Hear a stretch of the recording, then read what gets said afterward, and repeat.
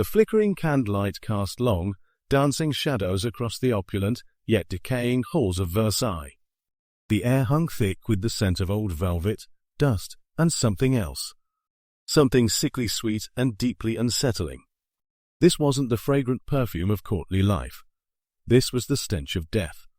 In a chamber of unparalleled grandeur, a figure lay writhing, cloaked not in the exquisite silks of royalty, but in the ghastly shroud of disease. This was Louis XV, once hailed as the beloved king, now a man so universally despised that his final moments wouldn't be marked by state-sponsored mourning, but by macabre fascination. He wasn't just dying. He was being devoured. Devoured from within by smallpox, an invisible enemy that would strip him of his power, his dignity, and ultimately his very form.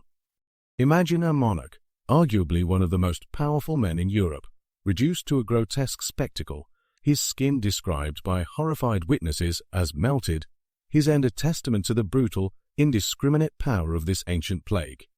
But the story of Louis XV's demise is not merely a medical tragedy. It's a chilling convergence of personal failings, ruthless political machinations, and a kingdom teetering on the brink. Beneath the surface of the agonizing physical decay lay a deeper rot, the corruption of power, the paranoia of a king isolated by his own choices, and the simmering resentments of a people abandoned by their ruler. His death, while a result of illness, felt to many like an act of gruesome justice, a physical manifestation of the decay he had allowed to consume his reign. It was a macabre spectacle, yes, but one infused with the dark undertones of a kingdom already infected with widespread discontent. This was France in 1774, a land of stark contrasts. Versailles glittered with jewels and silks, the king and his court pursuing pleasure with a reckless abandon that bordered on the obscene. Yet beyond the gates of this gilded cage, poverty festered, social inequality deepened, and whispers of revolution grew louder with each passing year. The monarchy, once the unshakable cornerstone of the nation, was visibly crumbling, weakened by endless wars, financial mismanagement, and the perceived apathy of its sovereign. Illness wasn't just a personal affliction for the king.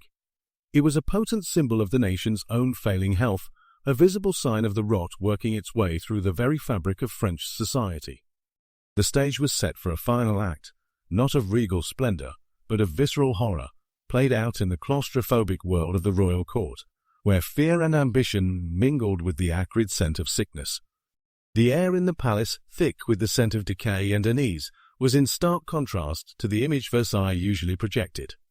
This was the pinnacle of European opulence, a sprawling monument to power and grandeur, yet in 1774 it felt more like a gilded cage.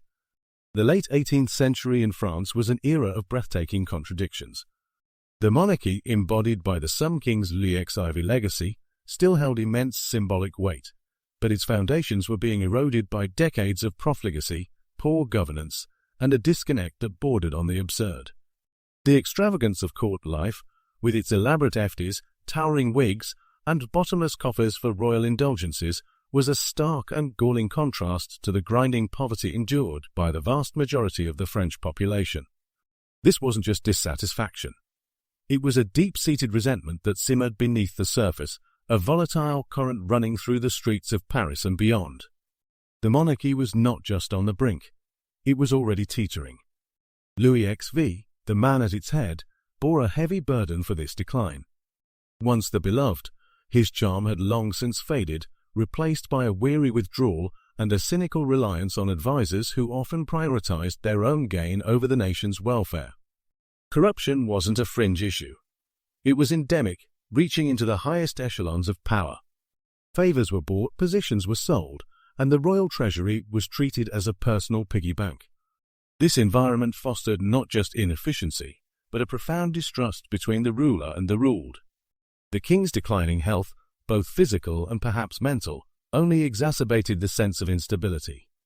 His frequent illnesses, his growing paranoia, and his increasing reliance on his controversial mistress, Madame du Barry, were all interpreted by the public as further signs of a leadership in terminal decline.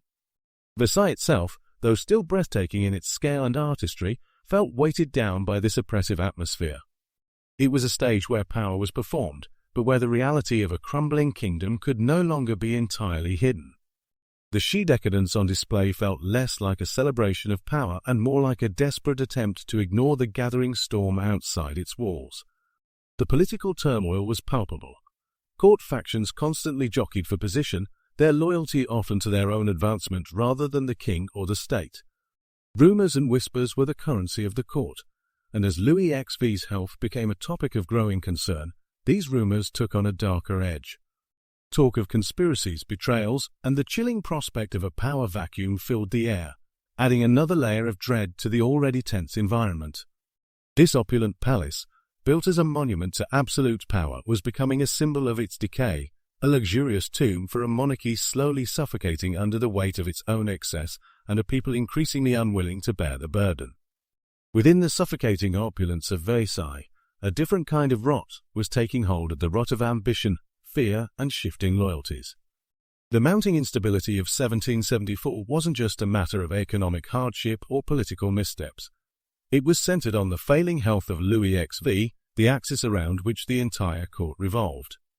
And in this pressurized environment, a cast of characters moved through the shadows, each playing their part in the unfolding drama, some seeking to save the king, others, perhaps, to hasten his end for their own gain. At the center, though increasingly frail, was Louis XV himself.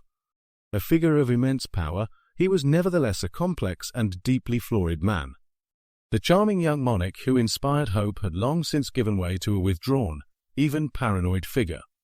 His reign had been characterized by a pursuit of pleasure that bordered on the pathological, particularly in his later years. His notorious dalliances, none more controversial than his relationship with Madame du Barry, were a source of constant scandal and fueled public resentment. Du Barry, a woman of humble origins elevated to the king's mistress, became a lightning rod for criticism, seen as a symbol of the monarchy's moral decay and the king's detachment from his responsibilities. Her presence at court further alienated the older aristocracy and cemented Louis XV's image as a ruler more concerned with personal gratification than the welfare of his kingdom. Surrounding the king was a contingent of physicians, the supposed guardians of his health, but a group largely characterized by ignorance and superstition.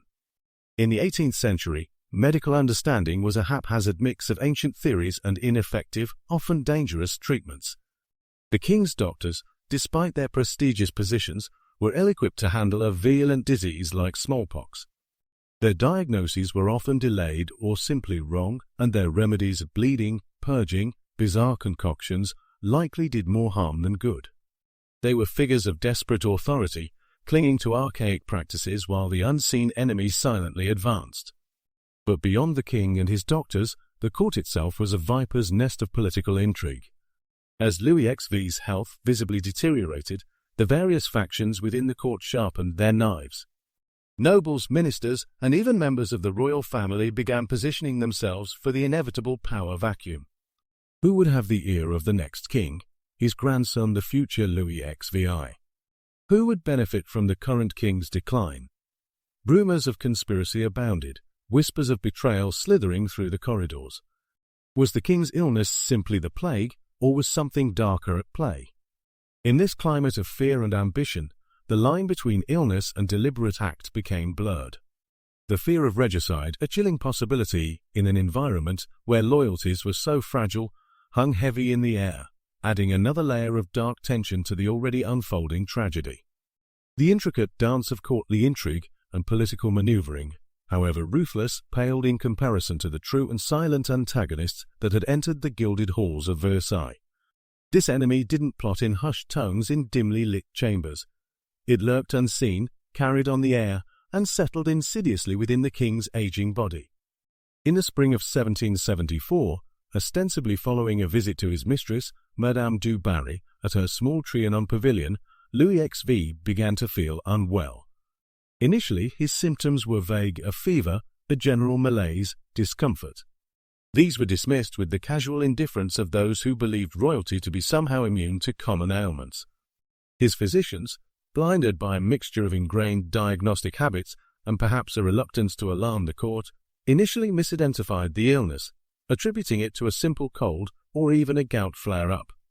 This initial neglect and misdiagnosis would prove catastrophic. As the days wore on, the vague discomfort escalated into something undeniably terrifying. The fever intensified, and the first telltale signs of the unseen enemy began to appear. Painful pustules, small red spots that rapidly grew and multiplied, erupted across the king's skin. What began as a few scattered bumps quickly transformed into a horrifying tidal wave of lesions, covering his face, his body, rendering him almost unrecognizable. The disease, smallpox, a scourge that had ravaged populations for centuries, was now claiming its most prominent victim. The horror of the unfolding illness sent ripples, then waves of panic through the court. Cleanliness standards in the 18th century were rudimentary at best, and the highly contagious nature of smallpox was poorly understood. Courtiers, aware of the ghastly fate of those afflicted, began to flee Versailles in droves, a desperate attempt to escape the invisible killer stalking the king's chambers. Those who remained were gripped by a mixture of fear and morbid curiosity. Witness accounts from the time paint a chilling picture of the king's decline. They speak of his face becoming a mask of agony, his skin melting and burning under the relentless assault of the pustules. He was described as a living corpse, his once powerful presence reduced to a tortured shell. The air in his chamber became thick and foul, the stench of the disease overpowering even the strongest perfumes. As the physical horror intensified, so too did the emotional and political chaos. Fear of contagion gripped the palace. The future king, Louis XVI, and his young wife, Marie Antoinette, were hastily, though cautiously, kept away from the infected monarch. The court factions, so recently vying for influence, were now united only by their terror. The king's conscious moments were filled with agony and a desperate awareness of his own disintegration. Some historical accounts suggest a form of personal madness set in, less a medical delirium and more a profound despair over the loss of his health, his dignity, newfound awareness of his mortality, but perhaps also the weight of his unpopularity. The man who had clung so fiercely to pleasure and power was being stripped bare by a relentless, silent force, leaving him alone with his pain, and the chilling realization that his end would be neither glorious nor mourned by many. The agonizing final weeks of Louis XV's life were not only a personal torment but a public, albeit horrifying, spectacle. As the smallpox ravaged his body, the court was left to document the gruesome unfolding of events, leaving behind a trail of grim evidence that paints a vivid, if disturbing, picture of his last days. These records, ranging from formal medical reports to private letters and diary entries, form the basis of our understanding of this historical tragedy. The official medical reports of the time offer a stark, clinical perspective, detailing the progression of the disease with a chilling detachment. While limited by the medical knowledge of the era, these reports describe the rapid onset of fever, the eruption of pustules, and the eventual failure of the king's organs. They document the physicians' increasingly desperate and ineffective attempts to treat him, highlighting the stark reality of 18th-century medicine's helplessness in the face of such a virulent infection. Autopsies, though rudimentary by modern standards, further confirmed the widespread internal damage caused by smallpox, corroborating the external symptoms. However, it is in the more informal accounts, the letters between courtiers, the entries in private journals, the testimonies of those who remained in the infected palace, that the true horror of the scene comes to life. These are the records that provide the visceral details, the eyewitness accounts of the king's physical disintegration. They speak of the unbearable stench emanating from his chambers, the constant moans of pain, the horrifying transformation of his face. The descriptions of his skin melting and burning, though perhaps hyperbolic, convey the extreme suffering caused by the confluent smallpox, where individual pustules merge into vast, oozing lesions. These are not objective observations. They are the horrified recollections of individuals forced to confront the brutal reality of a monarch reduced to a grotesque, dying figure. Visual evidence, too, survives to corroborate these written accounts. While perhaps not made with the explicit intention of documenting his illness, portraits of Louis XV from his later years and posthumous depictions often show traces of the disfigurement caused by previous bouts of smallpox which he had survived in milder forms earlier in life, or hint at a decline that would culminate in this catastrophic final infection. Though direct, contemporaneous depictions of his smallpox-ravaged face are rare, The chilling descriptions from witnesses are so consistent and detailed that they leave little doubt about the physical toll the disease took. Modern historical analysis, by piecing together these disparate sources, has allowed us to reconstruct the tragic final days of Louis XV with remarkable clarity. Historians can compare the historical accounts with modern medical understanding of smallpox, confirming the accuracy of the symptoms described. This interdisciplinary approach highlights the deadly grip of the disease, the woeful inadequacy of the medical treatments available, and the profound impact of the political climate, the fear, the rumors of conspiracy, the shifting loyalties on the narrative of the king's decline. The evidence, whether clinical or deeply personal, converges to present a grim and unforgettable picture of a king eaten alive not just by disease, but by the culmination of a reign steeped in decay. The putrid stench from the king's chamber, a potent symbol of both his physical and the monarchy's political decay, eventually subsided. On May 10, 1774, Louis XV succumbed to the ravages of smallpox, breathing his last in the same opulent palace that had witnessed his rise and fall. But his death was far from a moment of national mourning. For many in France, it was a twisted form of release, the demise of a ruler who had become synonymous with their suffering and dissatisfaction. The death of such a prominent figure in such a gruesome manner was a profound shock, but the impact on France extended far beyond the immediate horror. Louis XV's demise left behind a throne precariously balanced and a nation already simmering with discontent. His successor, his grandson Louis XVI, inherited a kingdom burdened by massive debt incurred through costly wars and royal excess, and a population resentful of the aristocracy's privileges and the monarchy's perceived indifference. The death of the hated king didn't resolve these issues. It merely removed a symbol and ushered in a period of further instability. The young Louis XVI, while initially seen as a potential reformer, lacked the political acumen and decisive will to navigate the treacherous waters of court politics and address the deep-seated social and economic problems plaguing France. The manner of Louis XV's death also had a significant, albeit perhaps less immediate, impact on the trajectory towards revolution. Smallpox, the disease that had consumed him, became a powerful symbol of the vulnerability of even the most powerful monarch. It exposed the fundamental equality of all humans in the face of disease, a stark contrast to the rigid social hierarchy of the ancient regime. This vulnerability, combined with the widespread knowledge of the king's debauched lifestyle and political failures, further eroded the mystique surrounding the monarchy.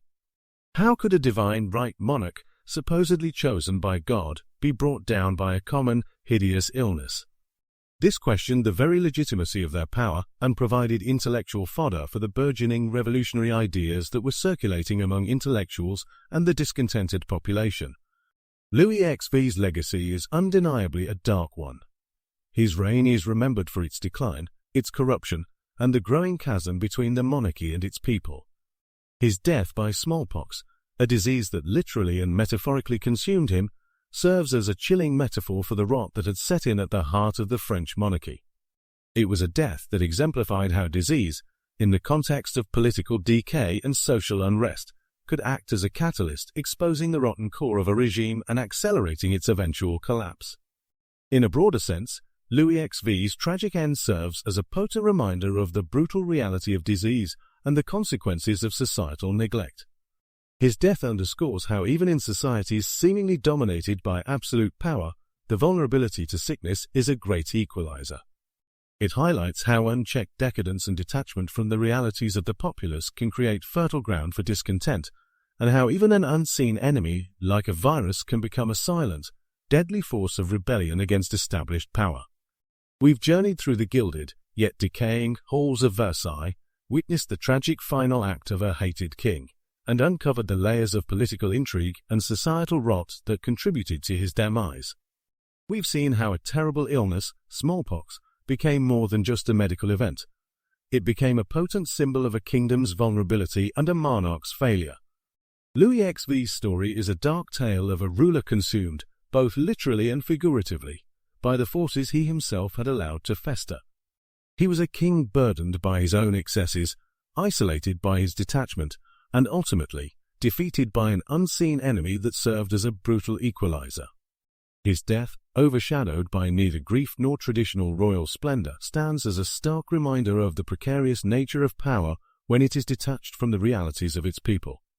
The gruesome manner of his passing, meticulously documented by horrified witnesses, exposed the fragility of even the most absolute authority in the face of relentless biological forces. It ripped away the divine facade of kingship and revealed a man, vulnerable and suffering, just like the commoners he had largely ignored. What, then, does the story of Louis XV and the smallpox scouring his final days teach us about the darkness lurking behind power and disease? It shows us that history is not always written in grand battles or sweeping political pronouncements. Often, the most profound shifts occur in the shadows, in the hidden vulnerabilities of leaders and the silent march of illness. It reminds us that decay, whether physical or political, often begins subtly, a creeping rot that can eventually consume even the most imposing structures. Disease, in this context, becomes a force of nature that can expose and exploit pre-existing weaknesses, acting as a brutal accelerant for inevitable change. Louis XV's death is not merely a historical footnote. It's a dark echo that resonates through the corridors of power and the annals of public health. It serves as a chilling illustration of how the combination of a corrupt regime, a detached leader, and a devastating illness can create a perfect storm, leading to catastrophic outcomes. The fear and panic that gripped Versailles were not just about the king's life. They were about the future of a kingdom facing its own mortality. His putrid end foreshadowed the violent upheaval just around the corner, a revolution fueled by the very discontent and inequalities that his reign had championed. How much of history, indeed, is written in the shadows of sickness and betrayal?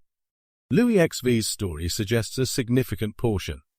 His death was a macabre spectacle, yes, but it was also a pivotal moment, a jarring transition into an era of unprecedented change. The lessons are visceral, the cost of neglect, the brutal reality of disease's impartiality, and the dangerous fragility of power built on a foundation of decadence and disillusionment. The image of the broken, disfigured king, fading into the darkness of his plague-ridden chamber, is a haunting one, a powerful reminder that even in the most glittering palaces, the unseen realities of sickness and the consequences of misrule can lead to a truly terrifying end. Louis XV was not just eaten alive by smallpox.